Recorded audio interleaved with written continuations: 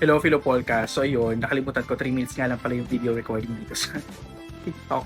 So, ayun, naputol yung, yung unboxing ko ng Ting new light stick. So, ito na nga siya. Tuloy na natin yung part 2. So, ayan.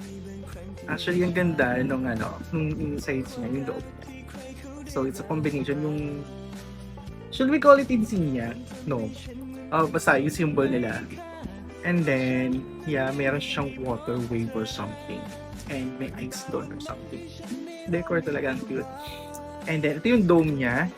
Of course, yung dome medyo familiar para sa akin because it may semblance ng karat mo. But it's cute, bagay siya.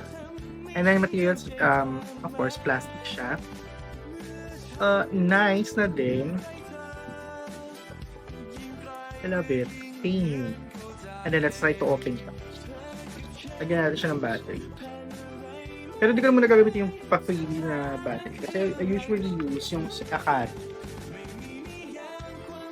Akari na battery kasi usually ginagamit ko para sa mga lights.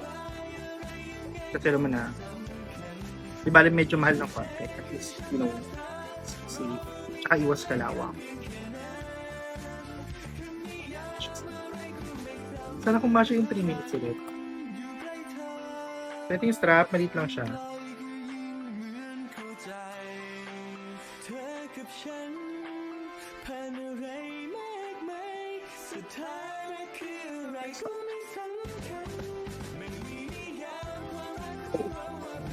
Oh, ang nice. O, diba? Change pa siya. Ayun, red. Oh, this is nice. So pipindutin mo na yung baba, yung button yung bet ko yung ganitong kulay ng blue. I wish na sana dun sa Fanny, lahat meron na tayo nito. I'm excited. Kapag magbibili ka, tapos pag ito, parang medyo pinkish something siya. Nice. Ang ganda. Bagay din yung green. But I love the color blue. So yun lang. Material-wise,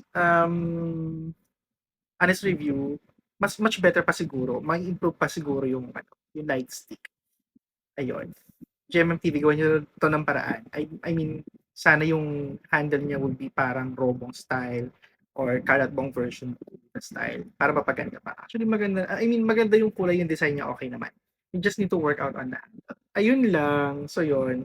Of course, continue support pa rin tayo kay TNUV. Ayun. Bye-bye!